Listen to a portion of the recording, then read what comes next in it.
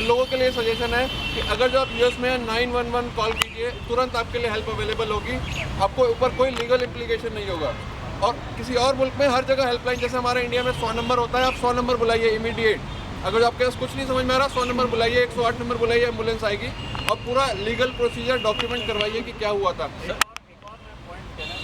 100 number अगर आप दबाते हैं, अगर आपको रिकॉर्डिंग करानी है तो पुलिस में रिकॉर्डिंग होती है, ठीक है। अगर आप 100 नंबर दबा के बात करें तो पूरा का पूरा चीज़ पुलिस कंट्रोल रूम में रिकॉर्ड हो जाएगा। अगर आपका कुछ चल रहा है तो वो रिकॉर्ड हो जाएगा, वो आपका एविडेंस में काम आ सकता है फ्यूचर डेट में। और इसके अलावा बहुत सारे केसेस में आरटीआई डाल के निकलवा भी सकते हैं। 100 नंबर अगर आप दिल्ली में डालते हैं तो आपका विदिन 1 मंथ वो रिकॉर्ड हो जाता है पुलिस कंट्रोल। एक चीज़ और बताना चाहूँगा, वाइड रिकॉर्ड रिकॉर्डिंग कि बहुत सारे केसेस में इस तरह के अटेम्प्ट्स के बाद क्या होता है, फैमिली के बड़े लोग इन्वॉल्व हो जाते हैं, मम्मी पापा ताऊ ताई, कि चलो भाई साथ रहो, कोई बात नहीं, हम देखेंगे कैसे झगड़ा होता है, और साथ रहने में कोई बुराई नहीं है, ऐसा कोई बड़ा नहीं हो गया, छोटा मोटा झगड़ा हो जाता है। पर आप क्योंकि मैं आपको बता रहा हूँ, आप इसको लीगली डॉक्यूमेंट ज़रूर करवाइए, नंबर 1। नंबर 2, ये ज़रूर लिखवाइए उसके घर वालों से, अपने घर वालों से साइन करवाइए विटनेसेस के साथ पुलिस थाने में या कोर्ट में कि कोई दहेज का मामला नहीं है इसमें, ना कोई उत्पीड़न का मामला है। क्योंकि नहीं, अगर है भी तो ये प्रॉब्लम कम है। अगर उन्होंने सुसाइड कर लिया दोबारा अटेम्प्ट में तो वो ज़्यादा बड़ी प्रॉब्लम में पड़ने वाले हो। एब्सोल्युटली जो होना है उसी दिन हो जाए, बहुत बढ़िया रहेगा। करेक्ट है। अगर जो है भी तो 498 होना है, 498 हो जाए। 304 भी हो गया तो दिक्कत ज़्यादा हो जाएगी। 304 भी is a more serious case and that is the next step कि वाइफ ने अगर जो सुसाइड कर लिया है, भाई लोग प्लीज सोनी जी, 304 भी अगर जो वाइफ ने सुसाइड कर लिया है, what are the legal options? ये आ गया ना स्विच से आ गया। आ जाओ प्लीज ज्वाइन। 304 भी वाइफ ने लास्ट स्टेप होता है सर, पहला स्टेप है वाइफ ने थ्रेटन किया, दूसरा स्टेप है वाइफ ने अटेम्प्ट किया, तीसरा में कर लिया जी, सुसाइड हो गया। What should those people do जिनकी वाइफ ने कुछ खा लिया है, मर गई है या टंग गई है पंखे पर? Immediately apply for an anticipatory bail. Okay, ठीक है, आ गया। हाँ अंडरग्राउंड हो, एंटीसिपेटरी बेल फाइल करो अपनी। सर थोड़ा सा ऊंचा सर, अंडरग्राउंड होके एंटीसिपेटरी बेल्स फाइल करें, ठीक है। 99% केसेस में हस्बैंड को बेल्स नहीं होती हैं। इस केस में आपकी अदर फैमिली मेम्बर्स जो इम्प्लीकेट हो गए हैं उनको बेल्स मिल जाती हैं depending upon the merits of the case, ठीक है। उसके बाद जो था इवेंचुअली जिनको बेल हो गई है, they start joining the investigation, ठीक है, start helping the investigating agency and make them understand the scenario of the case and then as soon and get your chargesheet जो होती है एक चालान होता है, उसको इमीडिएटली फाइल करवाने की कोशिश करिए। 90 डेज इज़ द टाइम जिसके अंदर होता है चालान फाइल करने का, अगर कोई कस्टडी में हो, और यूजुअली हस्बैंड्स कस्टडी में चले जाते हैं इन केसेस में, तो उसके अंदर आप चालान फाइल करवाइए और इमीडिएटली जैसे ही चालान फाइल हो, दैट इज़ द फर्स्ट जो है आपके पास मिल जाता है जिस पे आप अपना बेल लगा सकते हैं husband. Okay, thank you Sunishchay. एक और इम्पॉर्टेंट डिसीजन आया था सुप्रीम कोर्ट का थ्रेट्स को लेकर के, सुसाइड अटेम्प्ट्स और सुसाइड थ्रेट्स में प्लीज़ डिस्टिंग्विश करना समझ जाइए। सुसाइड थ्रेट्स अगर जो वाइफ कर रही है, सुप्रीम कोर्ट ने 2011 की एक रूलिंग है मेरे पास, पंकज महाजन वर्सेस डिम्पल महाजन, पंजाब का कोई मामला था। सुप्रीम कोर्ट ने पहली बार एग्री किया है इस मामले में। ये पहला मुकदमा नहीं है, बहुत सारे सुप्रीम कोर्ट में सर डिवोर्स किया था इसके ग्राउंड पर। डिवोर्स के काफ़ी सारे मुकदमों में सुप्रीम कोर्ट ने ये हेल्ड किया है। सुसाइड थ्रेट्स देना कि मैं सुसाइड कर लूँगी, एक क्रूएल्टी है। Suicide threats sir, suicide attempts नहीं, प्लीज डिस्टिंग्विश। थ्रेट्स करना इज अ क्रूएलिटी, और ये justice P Sathasivam and BS Chauhan का जजमेंट है, आपको ऑनलाइन मिल जाएगा, ये 2011 का जजमेंट है। एक भाई मेरे कुछ शेयर करना चाह रहे थे यहाँ पे, कुछ आप कुछ शेयर करना चाह रहे थे सुसाइड के ऊपर? ओके, कोई क्रूएलिटी जो है, लड़की क्रूएलिटी कर रही है। अगर जो लड़का वो ग्राउंड फॉर डिवोर्स बन जाता है sir, cruelty is a ground for divorce. तो अगर जो लड़की सुसाइड थ्रेट्स दे रही है तो और आपके पास सफिशिएंट प्रूफ है, आप कोर्ट में प्रूफ कर पाए गवाह और सबूतों के साथ, तो एक डिवोर्स का मामला बनता है, डिवोर्स हो सकता है इस ग्राउंड पे। But let me add, it is extremely difficult to prove cruelty under this particular condition. Sir इसीलिए मैं कह रहा हूँ कि डॉक्यूमेंट कर लें आप। इसमें एक चीज़ मैं और ऐड करना चाहूँगा कि सुसाइड अटेम्प्ट्स के अंदर ज़्यादातर दिखा गया है कई केसेस में कि स्लीपिंग पिल्स का इस्तेमाल करती हैं। अच्छा, ये चीज़ थोड़ी सी, मैं जहाँ तक मुझे नॉलेज है कि स्लीपिंग पिल्स अगर आप 20 या 25 से भी ज़्यादा ले लें, जो कि मार्केट्स में नॉर्मली अवेलेबल है, उनसे कभी भी लड़की को या लड़के को, किसी को भी कोई हार्म नहीं होता, और ना ही वो किसी तरीके से उनको कोई हार्म पहुंचा सकती 35 तक नहीं होता है। 35 तक इन्फेक्ट नहीं होता। तो इसका मतलब ये है कि अगर किसी आपके केस में किसी ने स्लीपिंग पिल्स खाई हैं, वो बेसिकली आपको प्रेशराइज करने के लिए खाई गई नहीं है। नहीं ऐसा जरूरी नहीं जो है, कि हाँ, ऐसा नहीं है, उसको नहीं पता ना। ऐसा नहीं है। हाँ, लेकिन करने के लिए ओके, मैं एक धारा का इन चीजों में ना पड़े। 25 में मरूंगा या 30 में मरूंगा। मैं एक चीज और ऐड करना चाहता हूँ। नुकसान नहीं पहुंचाती है वो। Yes definitely.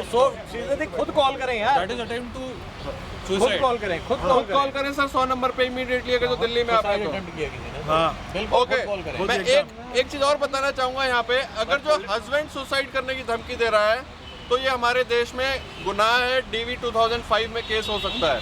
DV 2005 में या threatening a wife for a suicide is a cruelty, मतलब वो आप पे डोमेस्टिक वायलेंस कर सकती है आपके ऊपर। ठीक है जी। I would also like to discuss another important section.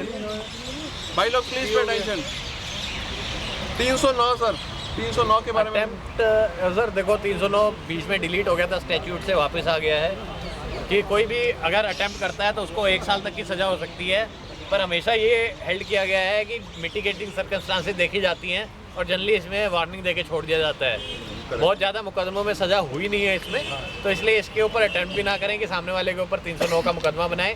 वो आपके ऊपर ज़्यादा मुकदमे बना सकते हैं, आप उनके ऊपर कम मुकदमे बना सकते हैं। इसीलिए मैंने बोला कि अगर जो वाइफ सुसाइड अटेम्प्ट कर ले तो उसको आप सजा के लिए रिक्वेस्ट मत कीजिए अपनी कंप्लेंट में। आप ये बोलिए कि इसको मेडिकल एड में जाने के लिए फोर्स किया जाए या मेडिकल एड कंपलसरी की जाए इसके लिए, इसका सुसाइड करने का चांस ज़्यादा है। और कुछ जजमेंट्स में यहाँ तक सुप्रीम कोर्ट ने कहा है कि दे आर जो सुसाइड अटेम्प्ट करते हैं दे आर विक्टिम।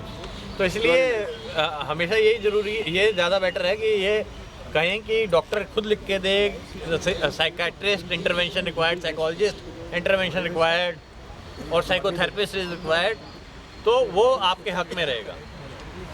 वो डिस्कस कर लिया हमने। आप लेट हैं सर, ये लेट है, भर गई तो निकल गई। निकल के तो 304 भी है सर। आप 304 तो कुछ नहीं है ना सर, बताया तो वो उसके लिए बता। Okay, I would also like to discuss another important section which is 306 abetment to suicide. Soni ji, sir 306 और 304 बी में भी थोड़ा सा वो है। 304 बी में अंडर एक सर्कमस्टांसेस जिसको एक्सप्लेन नहीं किया जा सकता अदर देन नॉर्मल है, उसमें 304 भी बनता है। ठीक है, 7 years 304 भी is any death which is of a other than- young woman within 7 years of marriage and soon before the death. There is an allegation that soon before the death the woman was harassed for dowry. ठीक है, वो 304 भी 306 होता है कि abetment Abetment to suicide। उसके अंदर कोई भी हो सकता है, आदमी भी हो सकता है, औरत भी हो पर सकती है। इसमें 306 में भी 114 बी का एक सेक्शन है, उसके अंदर विद इन 7 ईयर्स अगर कोई सुसाइड कर लेती है तो भी 306 के अंदर इंडियन एविडेंस एक्ट का वही सेक्शन लगता है, जो कि presumption to the death of a married women for dowry demand. Okay, मैं यहाँ पे बताना चाहूंगा कि अगर जो हस्बैंड सुसाइड 113 भी है। अगर जो हस्बैंड सुसाइड कर लेता है शादी के 7 साल के अंदर तो भी 306 लगती है। 306 लगती है, पर वाइफ की अरेस्टिंग नहीं होती है। पिछले हो सकती है दिल्ली में, मैं मानता हूँ, मैं वही बताने वाला था। सिर्फ के लोगों ने पिछले साल एक बहुत बड़ा मूवमेंट चलाया था मई के महीने में, और एक दिल्ली में एक बंदे ने सुसाइड किया था। हमने उसकी वाइफ को और उसकी मदर को और उसके फादर को यानी फादर इन लॉ को हमने अरेस्ट करवाया था सब लोगों को। ऐसी कुछ खबरें, वाइफ ने भी सुसाइड कर लिया था। एब्सोल्युटली, ऐसी कुछ खबरें और जगह से भी आई हैं। मैंने न्यूज़ में देखा है 1-2 जगह कि जहाँ पे लोगों को मतलब कि लड़की वाले अरेस्ट हुए हैं। उन केसेस का बाद में क्या हुआ कुछ कहा नहीं जा सकता, बट ये ज़रूरी है कि अगर ऐसा, सबसे पहले तो अगर आपके आसपास कहीं ऐसी बात चल रही है, कोई हस्बैंड ऐसी बात कर रहा है, तो उसे साइकेट्रिस्ट को दिखाएं। आप खुद उसमें इंटरवीन करें। आप खुद पीड़ित हैं, किसी दूसरे की पीड़ा को समझें और ऐसे ना सोचें कि नहीं ये ऐसे ही कह रहा है। उसे उसके घर वालों से मिले, उसे साइकेट्रिस्ट के पास लेके जाएं। खुदा ना खास्ता किसी ने कर लिया है आपकी जानकारी के बिना, तो आप कोशिश करें कि जो कल्प्रिट्स हैं उनको सज़ा मिले। Okay good. और 306 में व्हाट इज ओके 306 को लेकर मैं इसमें शशि थरूर का केस डिस्कस करना चाहूँगा। एक लेटेस्ट केस अभी हुआ था। एक हम ये चाहते हैं बेसिकली गवर्नमेंट से कि जैसे अभी शशि थरूर के केस में गवर्नमेंट ने बहुत अच्छा स्टैंड लिया कि पहले इन्वेस्टिगेशन करवाई उस मामले की रादर देन अरेस्ट करने के। हम ये चाहते हैं कि बेसिकली अगर जो वाइफ का कोई सुसाइडल केस हो, एक नॉर्मल आदमी की वाइफ सुसाइड कर लेती है, उसको इमीडिएटली अरेस्ट कर दिया जाता है। एक मिनिस्टर की वाइफ ने सुसाइड किया तो गवर्नमेंट ने पूरा इन्वेस्टिगेशन प्रोसेस फॉलो किया और उसकी अरेस्टिंग अभी तक नहीं हुई है। देखिए वो तो उसके वहाँ से नहीं अरेस्टिंग नहीं अब देखिए नहीं देखिए वो तो एक आम आदमी और एक खास आदमी में फर्क रहेगा ही। और उसके बाद आप जस्टिस गांगुली के ऊपर चार्ज लगा तो उन्होंने पूरी कॉलेजियम बिठा के उसको बरी कर दिया। तो मेरे ख्याल से ये मूवमेंट के लिए, धरने के लिए, प्रदर्शन के लिए ठीक है। आज की तारीख में प्रैक्टिकल बात ये है कि अगर हमारे आसपास कुछ हो रहा है तो हमें ये नहीं सोचना चाहिए कि हमारे साथ भी वही होगा जो शशि थरूर के साथ। और सबसे बड़ी बात है कि शशि थरूर के केस में किसी ने भी अगेंस्ट नहीं दिया, कोई कंप्लेनेंट नहीं था, कंप्लेंट नहीं थी उसके अंदर कोई कंप्लेनेंट भी नहीं था, किसी का भी नहीं था, तो वो बन नहीं रहा था। ओके, आई थिंक जो हमें मेन टॉपिक्स कवर करने थे मैंने वो कवर कर लिए हैं। लास्ट में मैं ये बताना चाहता हूँ इस पर्टिकुलर टॉपिक से रिलेटेड हमारी कुछ डिमांड्स हैं। मैं इस वीडियोस के बहाने, इस वीडियो के माध्यम से कुछ अपनी डिमांड्स गवर्नमेंट तक पहुँचाने की हम लोग कोशिश कर रहे हैं। 3-4 चीज़ें मैंने लिखी हैं, कोई और कुछ ऐड करना चाहे please feel free to add. So first thing that I would like to bring and I would like to change is कि सारे लॉज जो सुसाइड से रिलेटेड लॉज हैं, जहाँ पे हस्बैंड सुसाइड कर लेता है तो वाइफ की फैमिली पे और वाइफ के ऊपर कोई एक्शन नहीं होता है। इस तरह के मामलों में पुलिस का और कोर्ट्स का एक बहुत ही जेंडर न्यूट्रल अप्रोच होना चाहिए। लॉज को चेंज करना चाहिए if required, so that husband suicide करे तो वाइफ को भी उतनी पनिशमेंट हो जितनी हस्बैंड को होती है आज की डेट में वाइफ के सुसाइड के केस में। सेकेंड थिंग इज़ गवर्नमेंट को डोमेस्टिक वायलेंस अगेंस्ट मैन को एक लॉ बनाना चाहिए। आज की डेट में domestic violence against man is not a law.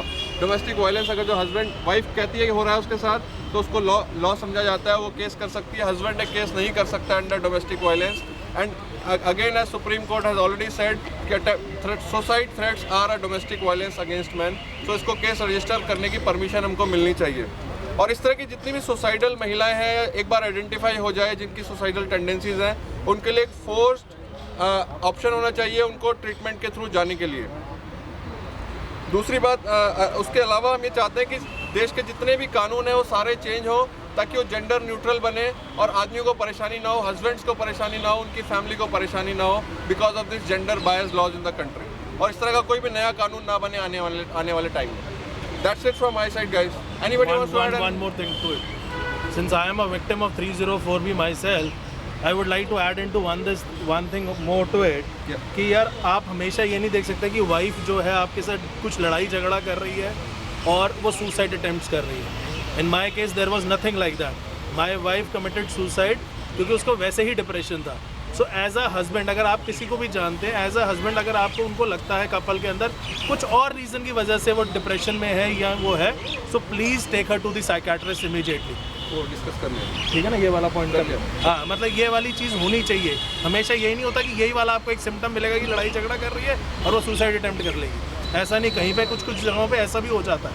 And then families eventually जो होती हैं लड़की की वो लगा देती हैं 304 की आपको। Alright, thank you everyone. Anybody has anything else? IRBM के ऊपर वीडियोस रोक दोगे जो रोकना है तो आपको। IRBM के ऊपर मैं